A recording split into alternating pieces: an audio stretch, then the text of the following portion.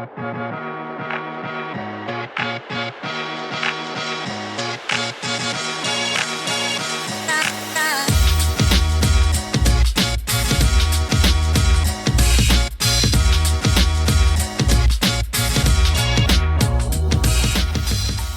to Beyond the Weeds, the podcast where perseverance meets potential.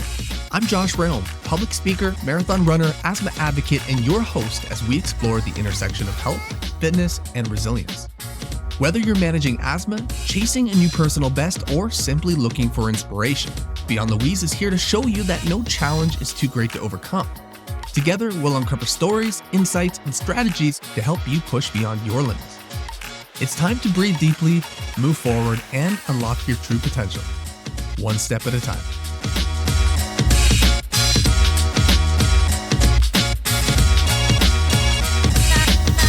Today, we have the honor of speaking with a truly remarkable guest, Katie Hulan. Katie's journey is one of strength, resilience, and hope. Diagnosed with stage 4 lung cancer in February of 2021 at the age of 33, Katie was given just 6 months to live. But thanks to groundbreaking research and innovative treatments, she's not only defied that prognosis, but she's thriving. In the face of a daunting diagnosis, Katie has embraced life with a bold spirit, moving across Canada to fulfill a dream, advocating for better lung health, and sharing her story with organizations like the Lung Health Foundation. Along the way, she's helped break the stigma surrounding lung cancer, showing the world that it can affect anyone regardless of age or smoking history. Katie's positivity and commitment to research and advocacy has inspired so many, and today she's here to share her incredible journey. With that being said, Katie, welcome to Beyond the Weeds. Thank you for having me. I'm excited for our conversation. I'm super excited. I met you, I guess, about 4 weeks ago now at Better Breathing Week in Toronto, put on annually by the Lung Health Foundation. And I remember just thinking how exuberant and happy and just joyous of a person you were. And we were both the keynote speakers for the social one evening. And as fate would have it, you were, of course, speaking before me, and your story was amazing. And then here I am getting up to speak to everyone as well after hearing you speak. And it was humbling, to say the least. But I'm so glad we're able to connect through that experience. I do hope we get to meet again, maybe next year, maybe at the next event. But until then, I'm so grateful that you agreed to be on the podcast.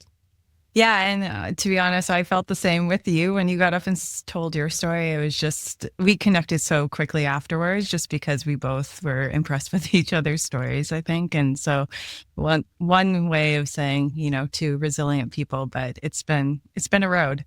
Yeah, absolutely. And we're going to ask some questions today to find out more about your journey, about where you've been, your diagnosis, your prognosis, kind of all the ins and outs in betweens, and maybe even what's next for you. Let's dive in. I'm in. Let's dive in. So Katie, you've had an amazing journey, and I know our listeners will be inspired by your story. To start, I'd love for you to take us back to the moment when you first received your diagnosis. Can you share with us that experience and also how it shaped your journey from that point onward? Yeah, so it's almost 4 years to the week right now, actually. So 4 years ago, I was working remotely from home. It was 2021. And we were not quite a full year into COVID hitting Canada and being in lockdowns. And I was still trying to figure out why I had this really abrupt and invasive cough, really invasive in terms of like my day to day. I was constantly coughing. Working remote, I was constantly putting myself on mute, coughing, and then trying to get a few more words out, putting myself back on mute. And it had been about close to 6 months of me dealing with a cough, but I would say about almost 5 months of me working with my GP, my doctor at the time. And we went through so many different avenues to try to figure this out, what could be the cause of it. And I just remember getting a call. It was a Tuesday. I was about to go into an 11 a.m. meeting, and my doctor just said, the mass that we found in your lung last week, when we compared that to your blood work, it's highly concerning. You need to rush yourself to emergency. And to me, I was just so nervous. I wasn't expecting a call like that. I packed up everything that I thought I might need and didn't even know what that would be. And my husband dropped me off at the hospital. He wasn't able to come in with me because it was COVID. Sure. And I just remember going to this emergency room, and they're asking me, do you have a cough and all these things that sounded like COVID? And I said, I do, and which is why I'm here, but trust me, it's not COVID. I do need to see a doctor. And my doctor actually thought it was a blood clot. He thought I had the mass that they detected in an x-ray the week before was a blood clot. And so I just sat and waited and finally got into a room, in and out of scans. I was hooked up and just spent about 6 hours at the hospital. And at the end of that 6 hours, the emergency doctor at the time came in and just said, it seems to be that you have cancer. It's in the lung. Seems like you might have a lesion or two on your liver. When we did a scan, you need to come back tomorrow and we need to figure out how far this has spread. And it just completely took me off my feet. I just wasn't expecting to go in to the emergency department that day and leave with a cancer diagnosis. And at the time I was 33. Not to mention without your husband, COVID was tough as it was. You're going in there, you're finding out that diagnosis and you're alone. That's challenging. It was extremely hard. I didn't know how to take it. And I even had, when I messaged my husband, or I guess I could probably call him to say, I'm ready to be picked up. I'll tell you everything once we get home. And I remember being in the car ride, and it's a short car ride, but I didn't want to tell him as he's driving that I have cancer. And so I just said, you know what, I have to go in for more tests tomorrow. And I came up with something. I don't even remember what it was. And then as soon as we got home and situated on the couch, that's when I said, okay, this is actually what happened. And yeah, to go through that alone was a lot. I can imagine that was a very difficult conversation to have with your husband. It is. And each day we learned more information, and thank goodness for him, because I was really going through it. It hit me hard, and it found it really hard to understand all the information coming to me.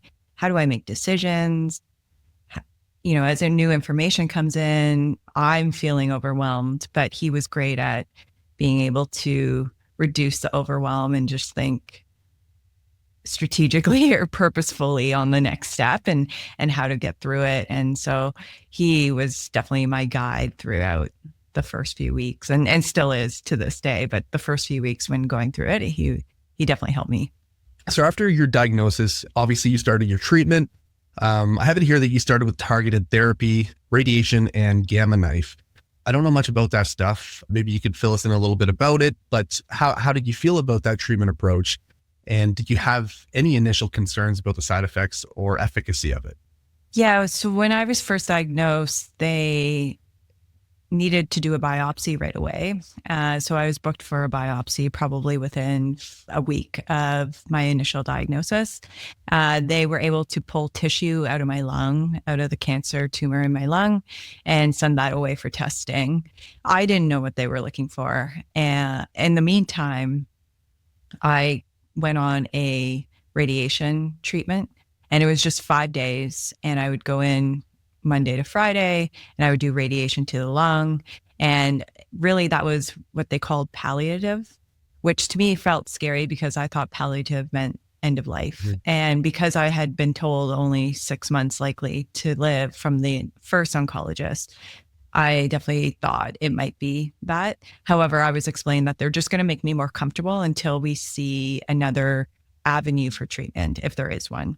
And so I didn't ask questions because, to be honest, I was just so overwhelmed. I just didn't know what to ask even. And so I did the 5 rounds of radiation to the lung. And then the following week is when I had gamma knife surgery, which is actually just radiation, really. And the way they do it is it was to the brain, and they put this kind of 4 screws where your brain tumors are. And then they put you in almost like an MRI machine, and the radiation goes directly to those tumors. So it's a very targeted type of radiation to the brain, and it really reduces any potential like swelling, and they can really specify how much radiation to which spot. Each spot was a bit different of a size, requiring a bit different of a radiation level. And so it really is a targeted, precise therapy that I was able to undertake. And so I did that. And so I was going through the motions of all of that and really trying to reduce the tumor from pushing on my airways on that side of my lung, because that was causing me to cough. Like I couldn't grasp enough air all the time. And then it was causing this like coughing symptom. And so we were going through the motions with that.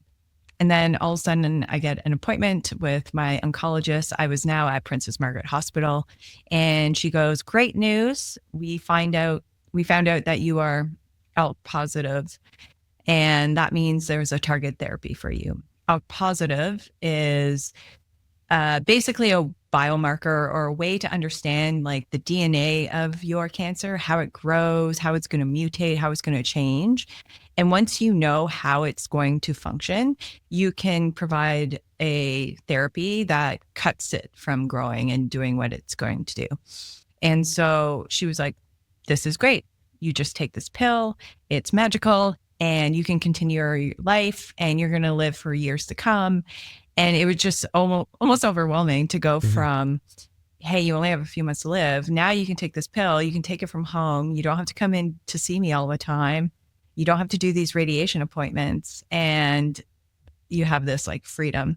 And so it was almost overwhelming to flip myself back to the other side, which is, oh, I have life. I have hope. I have these things that are available to me to give me my life back. And it was a huge 180 for me. Like I almost subscribed to the notion that I was going to pass away in a few months.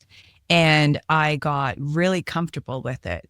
And then to turn around and say, now you have life. So I went from, okay, how do I end my life? Here are the decisions I need to make. And how do I even make those decisions? Because I didn't think I would ever have to think about these things for many decades. And then how do I quit work? And what does not working for a few months mean? Going into all these thoughts and decisions and starting to research, then flipping to the other side and saying, no, you like go back to work. Right. You should go back to work. You should resume your life. And that took time. And I remember my parents, they graciously came down to Toronto. They live outside of Toronto, and got a hotel room right by Princess Margaret. And so my dad would walk me back and forth all the time, and I would just stay with them in the evenings, and they would just kind of surrounded me and supported me through those initial times. And they were on the phone call with my oncologist when I was with my oncologist in the room, saying that I had this new lease on life. And she was just ecstatic, my oncologist. And I could hear my parents they were just so elated. They were beyond the moon. And I remember walking just 5 minutes to their condo and where they were staying and going up, and they were just so excited, and I couldn't match the energy. And I thought, what's wrong with me? Right. And I did, like I tried as much as possible, but I felt that it took me much longer, a few more days, maybe even 2 weeks before I felt I can trust this. Right. And so there is that notion of, it's good to know what your prognosis is, but if you should be sure as like a clinician to tell the story that you're going to tell, because it does take time for the person being impacted to really understand the depth of it. You've mentioned before that hope was a driving force in your survival. How did you cultivate that hope, especially in the early stages of your diagnosis? And were there any specific moments that gave you a renewal of strength? Yeah, so I am going to admit that I was not hopeful in the beginning, and I really sat with my emotions, and I think that was the proper thing to do.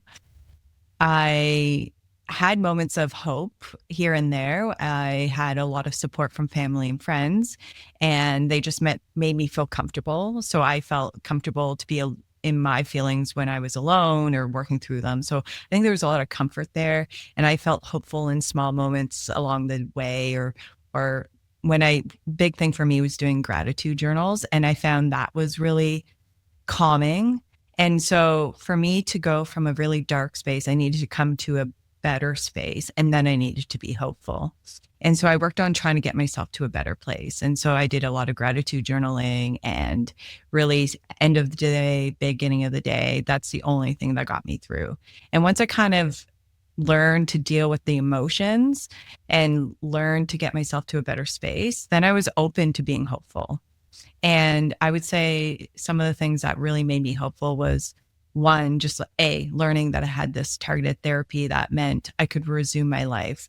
Once I got to that point and I started to take it and I started to feel better and I could see there was a path forward, then I felt extremely hopeful. That was the biggest moment of hope, was receiving that targeted therapy and going, oh, 2 weeks in, my cough is like much better. Oh, my energy is slightly back. There was those increments that were huge for me. And then beyond that, I just found my team was incredibly inspiring. Like, they really actually wanted to know how I was I doing better? That gave me hope. And then for me, even just making plans, that was the third thing, I think. So my brother and his partner were like, hey, we want to do something in a few months from now. Let's book it, put it in the books. And that made me hopeful, because I thought that's something to work towards, and that was such a caring and thoughtful thing to do.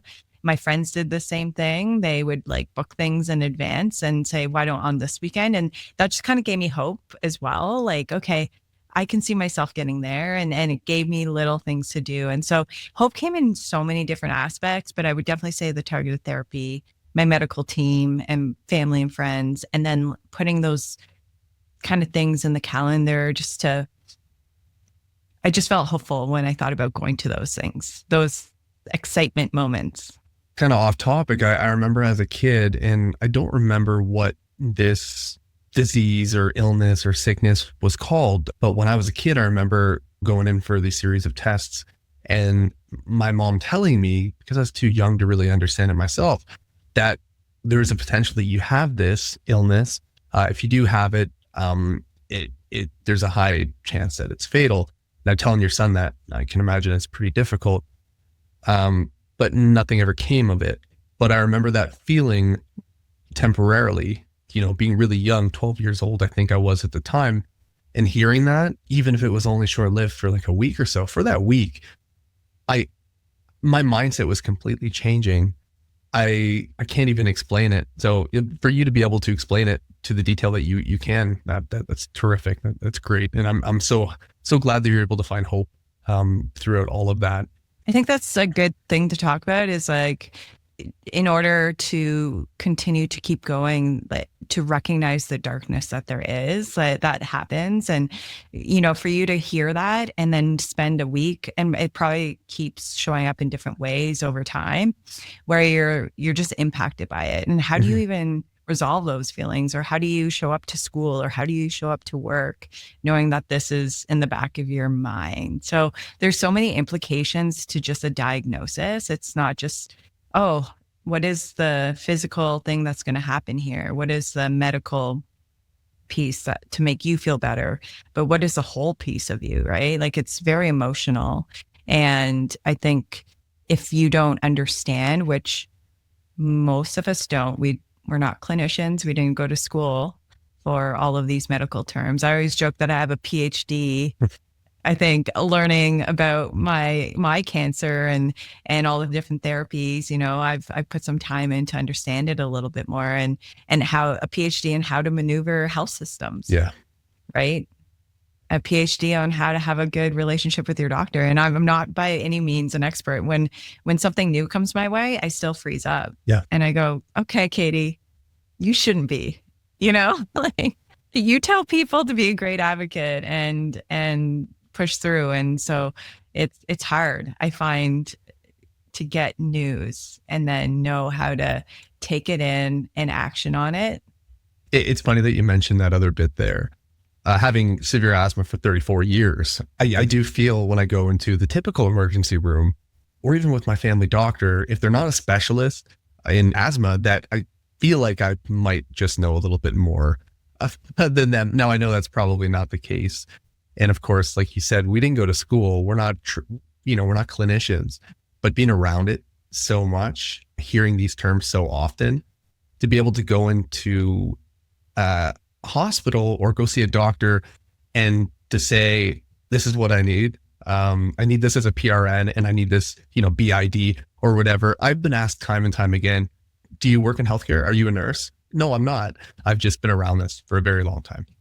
And I think that's one thing that is coming around in the patient and clinician relationship, is that there needs to be, the patient does know a lot. They have a lot of experience, and especially for you to have something for multiple decades. I'm only not even half a decade in, so I'm still learning a lot. You are the expert, really, and you've tested different solutions and you've been in very different experiences that you've had to solve.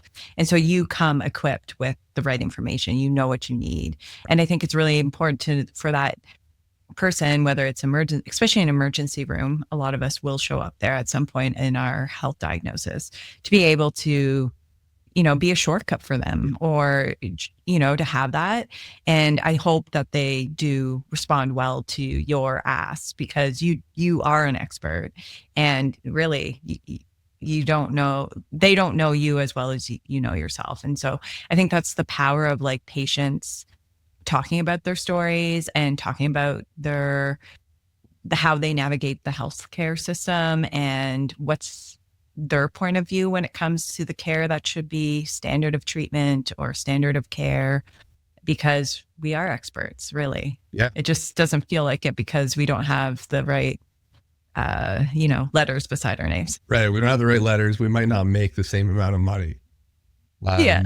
Or, or whatnot, what have you. But it certainly is a good feeling when they do take you seriously, when you have a doctor ask you, okay, what do you need? Because at the end of the day, whatever kind of respiratory illness that you have, our lungs are all built differently and we react to different triggers. I certainly have a trove of triggers that probably most people don't have, even other asthmatics. And likewise, I'm sure they have some as well. I've learned in recent years that I can be around exercise a lot more than I thought I could. Now that is a trigger for me, but only to a certain degree. Now, what's worse for me is being inside of a house with a wood stove, or being around farm animals, which is tough when you are raised in a house with farm animals. But I don't expect every other asthmatic to be like me. So yeah, knowing your lungs, on paper, a clinician might be able to say, well, typically 50 milligrams of prednisone, taper that down, over 2 weeks, whatever it is, works. So we're going to go with that. On paper, that might make sense. It doesn't mean it necessarily works for me. And especially as well, you got to look at the environment at which you're sending the patients back to.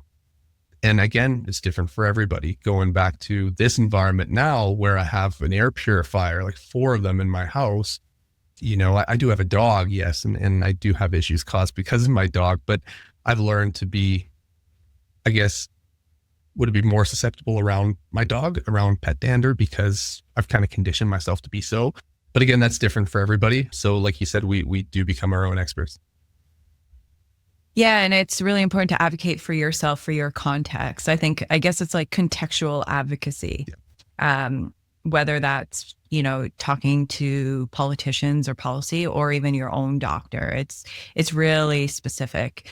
I would say even like lung cancer, for me, I had a really bad cough. I couldn't grasp a good breath towards, right before getting diagnosed. And then I was able to get some fast acting resolution to getting the tumor off of my airways. But some other people I've met, they didn't find out they had lung cancer until something showed up because they had a seizure. It moved to the brain and they had a brain related symptom. The lungs hold so much capacity that you can have cancer grow all throughout it, not know, move to another organ, and that organ decides to provide a symptom.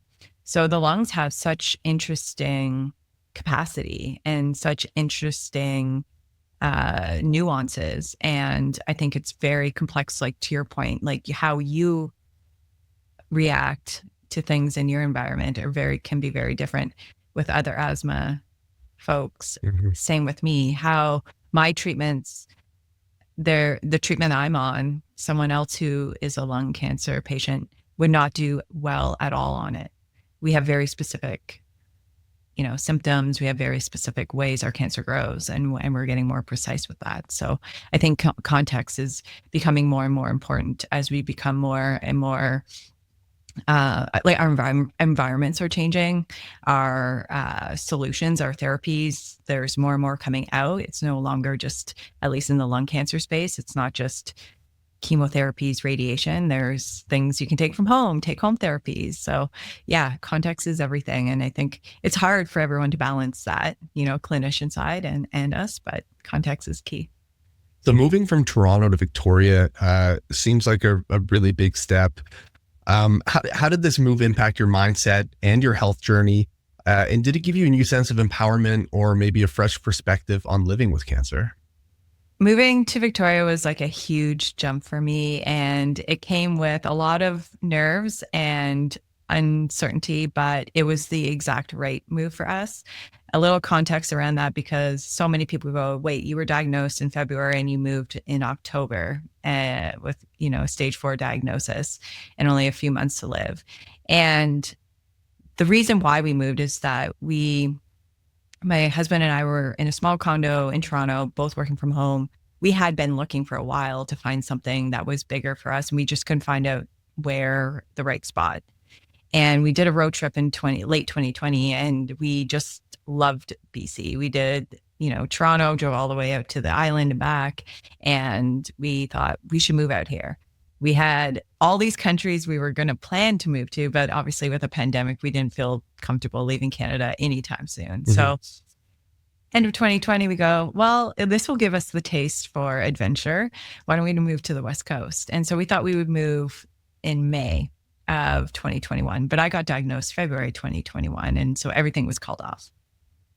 And then I have family on the island, and my uncle had called and said, Katie, like, you should come out here, come out for a few weeks, enjoy it. And so Mo, my husband, and I did, and we really loved the island, and he really convinced us to take the leap. And so we had a bit of a soft landing at that point where I did have some family here, and it took some time to feel comfortable with the move, but, worked on the move from one cancer hospital to another. And once that was all done, my husband kept saying, like, this is all reversible. And if we can do something that we dreamed of doing right before, you were diagnosed, and actually do it, I think that gives us some power too over this.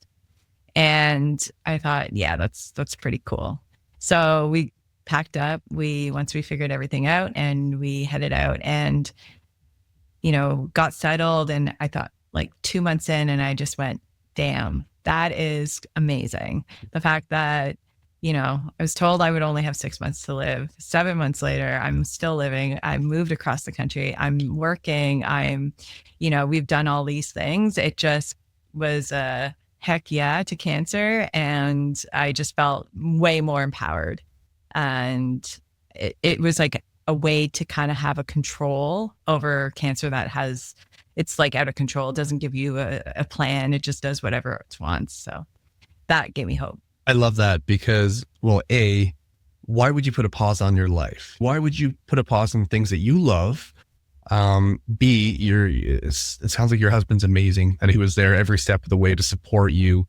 And you guys were able to go out there and live your dream. At the time, you thought, hey, well, my dream might be short-lived, but at least I'm where I want to be. At least I'm where we want to be. So that's amazing. I'm so glad you didn't put a pause on life and you continued it, because as you said, you never know what could happen. The prognosis could be wrong. Things could be reversed. Anything could change. Who knows? I mean, we don't understand, unfortunately, as much as I'm sure we would love to understand in regards to cancers in general. So that's terrific. I'm so happy for you that you were still able to do that move.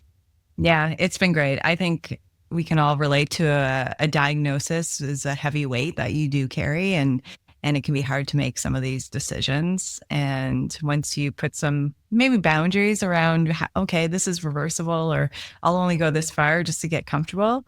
I think that once you push that boundary, you're like, oh, all right, I can do this. So you've experienced both employment and unemployment throughout your diagnosis. How has your career in marketing and tech shaped your approach to living with cancer? And how did you manage balancing work with your health? Because you had mentioned 5 days a week. You were in there originally, at least, doing radiation or chemotherapy. Now it's quite a lot.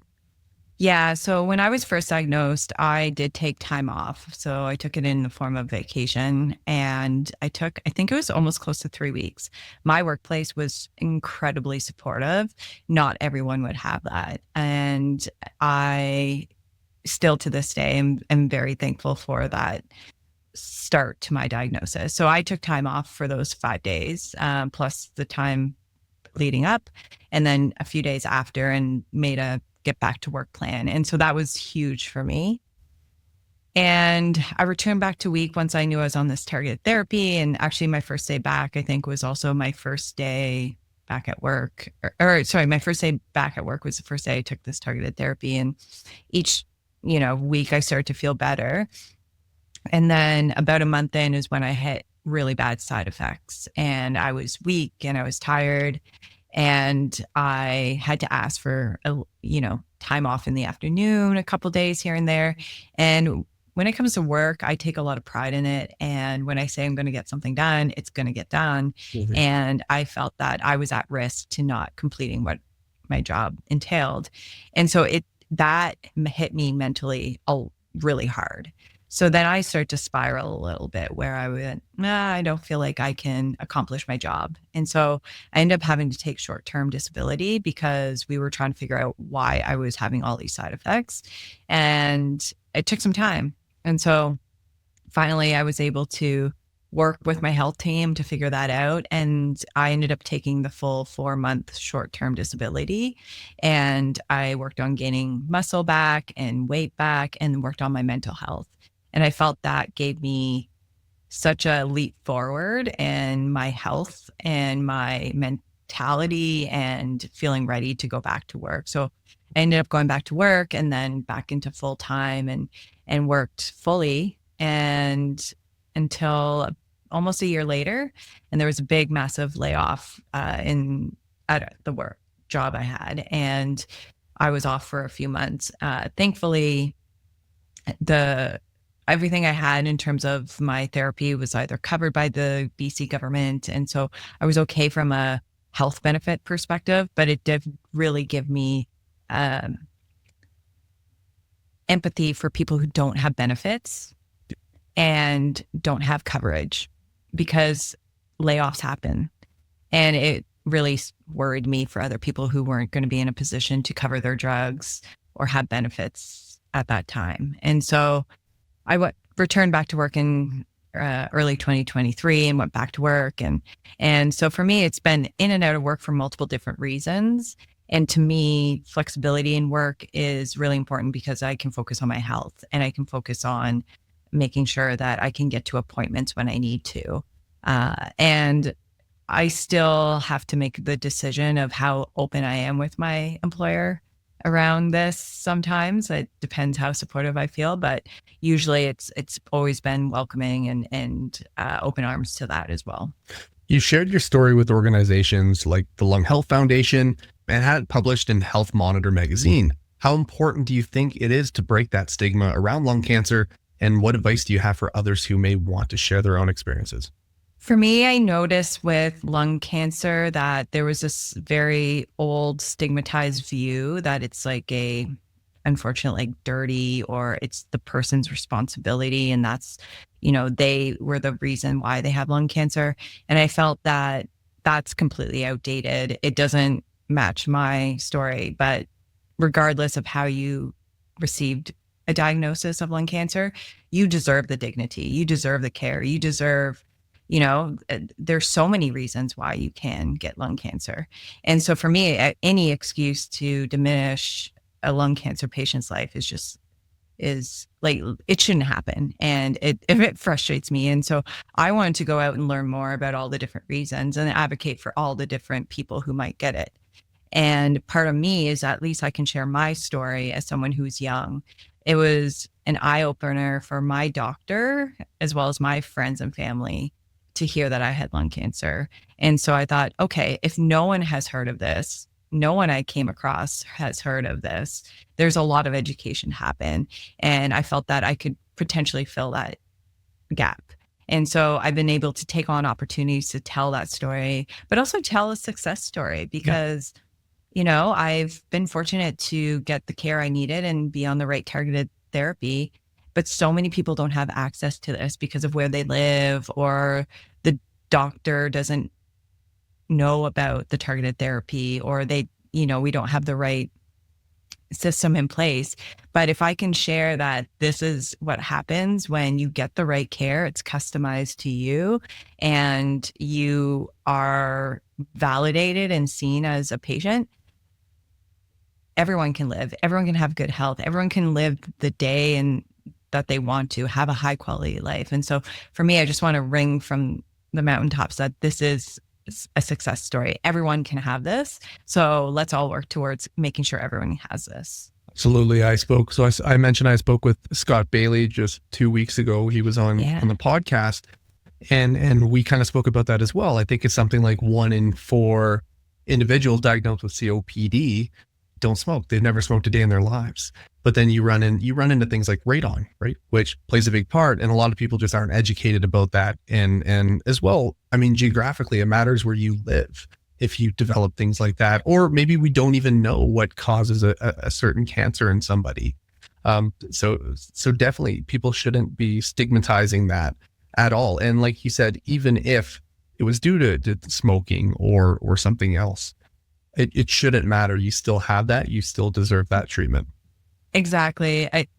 1 in 4, 1 in 5 people that are diagnosed with lung cancer are usually a never smoker. I think that number is actually taking over more of the pie as we get older or years go on, I will say. And that's because of, to your reason, radon exposure, air pollution, wildfires. That's a very real thing in the US and Canada. And as our air gets polluted more and more from a variety of different reasons, it impacts us, and our lungs are sensitive. And so I think a lot of awareness too is really key and important. You've mentioned that research is the reason you're still here today. How do you feel about the current state of research for lung cancer, and what advancements in treatment are you most excited about in the future? I'm really excited for a wide range of things. So I think what's happening right now is there's a lot of push in lung cancer research for targeted therapy. So really understanding from like a molecular standpoint how your cancer grows.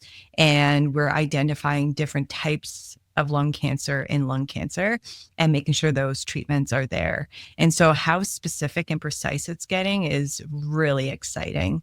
I'm also really excited to see the developments on getting diagnosed and how that can be quicker and more efficient and less impactful on the patient. So what I mean by that is I had to get a tissue biopsy done, and it was a lot. I found it a very difficult procedure. I felt very uncomfortable still to this day. It was one of the worst things I've had to experience. And now there's more science around blood biopsy, which, they can just take blood work and identify, specific tumor markers. And that's way less invasive, less timely, takes up less time. And the patient has way less impact on their life, and it's not as overwhelming. And so I think we're just improving on all aspects, like the diagnostic side, the treatment side is getting more precise. And we're just seeing a little bit more awareness slowly around lung cancer and what lung cancer patients need. And I think we're thinking about the full spectrum of care supports for them as well. And so I'm really, honestly, across the whole board, there's a lot coming out. I just hope our health systems can keep up with the new and tried and true ways so that we approve them and we get them to the people that need it the most. And that's the issue here in Canada. We have a great healthcare system. We really do. But I mean, there's also, a small issue, and that is that it takes so long to get something passed here in Canada. And the same exists with asthma medication. Same exists really with any kind of medication, is we really need to trial it before we use it. And it makes sense on paper, absolutely makes sense. But at the end of the day, most drugs, don't quote me on this, I don't know my statistics here, are going to pass anyways. So finding a way to streamline that and making them available sooner, is definitely something I think that the Canadian healthcare system can work on a little bit.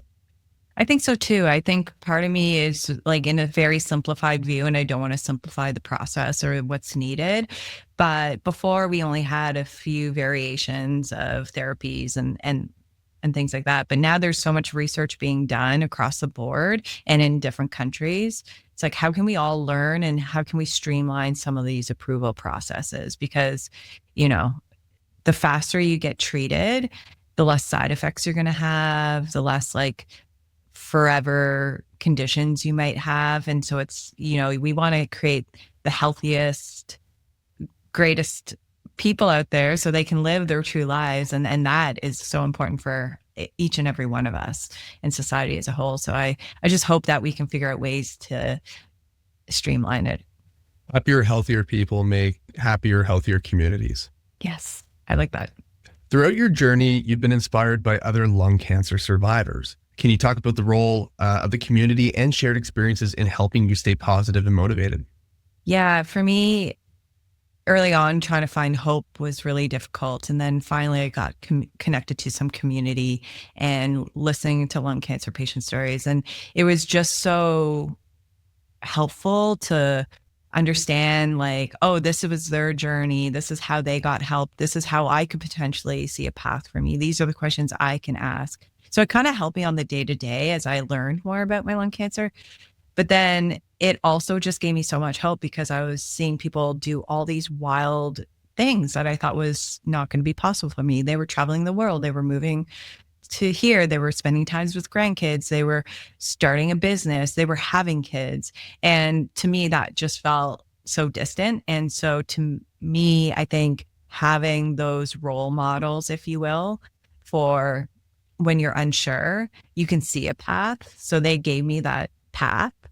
But then for the day to day, it's so important to have those folks there that you can ask questions, or if you're having, you know, side effects, how can you understand it a little bit more through the eyes of others? And so for me, it helped me feel more comfortable over time. And then in terms of advocates who really go out and talk to policymakers and the folks who show up at, you know, Lung Health Foundation's Better Breathing Week and are willing to share their stories. I was very motivated by them because, you know, they've actually created change in our Canadian system and they've been able to use their voice to strengthen and reduce barriers for people to access what they need, whether it's like mental resources or, you know, even just the therapies they need. I love that because now you are yourself that role model for so many people today. So great job keeping this going. And I hope that you have a very fulfilling advocacy career as well. And that it keeps giving back to the community that gave so much to you. Yeah, I have been very inspired. And I think that's slowly led to my ability to push forward as well. Despite your diagnosis, you've continued to live a fulfilling life and even made bold decisions like moving across the country. What advice would you give to others who may feel trapped by their diagnosis and unsure of how to keep living boldly? The best thing I think people can do is like put something on the calendar that feels a little outside the comfort zone. So maybe it's like, okay, I'm not going to do a big trip, but I could do a trip 2 hours away and do this really nice thing for myself and my partner, or myself and a friend, or whatever it might be. And to me, I felt just doing these like smaller trips or booking something just to, okay, I made it outside of my home. You know, I'm feeling more comfortable. Those are all just baby steps to make you feel more comfortable. And I honestly think time is the biggest thing.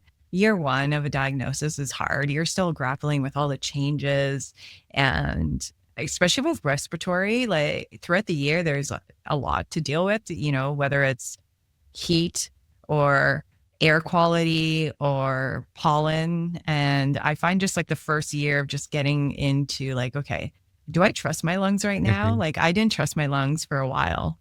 And until I got a better ability to breathe and stop coughing all the time, you know? So year one, give yourself some grace, but put something in the calendar to test yourself a little bit and treat yourself. And then as you get comfortable, do it. But for the most part, things are reversible. So if you do decide to book a trip, or if you do decide to move, or you can just reverse that, you know? You've given a powerful message about the importance of hope, research, and community. What do you want listeners to take away from your story, and how can they hold on to hope in the face of uncertainty? Is there anything you'd like to plug to our listeners? I think the biggest thing is just trusting yourself as well. And so at the end of the day, you need to find hope for yourself. So there can be a lot of bad news coming in, and sometimes you don't feel that there's enough support for yourself. So just grasping yourself and making sure that you feel good in yourself. So whatever that may be. For me, I just really relied on gratitude journaling and thinking about what was good around me. I think that's the biggest thing. So protect yourself, do whatever there is. And then that gives you a stable point to find more hope from others and to look for that. But I would also dive into community, find your community, your medical community, the people who have the same diagnosis as you. Those people are going to really understand you. And lunghealth.ca might be a good spot to start, I believe. Truly. There's so much out of that site. Great. That's wonderful. Thank you so much, Katie. I will end with an outro that I ask all of my guests. There are no right answers. There are certainly no wrong answers. And it could be short, it could be long, it could be one word, it could be a paragraph. So whether you have asthma or lung cancer or not, every breath we take is a gift. A reminder of our resilience, our drive to keep going, and our power to define our own limits. With a single breath, you have the potential to move mountains and change the world. So with that in mind, again, I have one final question for you. If you had only one last breath, but with it the power to influence the world, what would your message be? Learn who you are as a person and know that person, and go to bed every day as that person and feel confident in yourself the next day as that person, because if you are living for who you are and what you want to do, things are going to shake out well.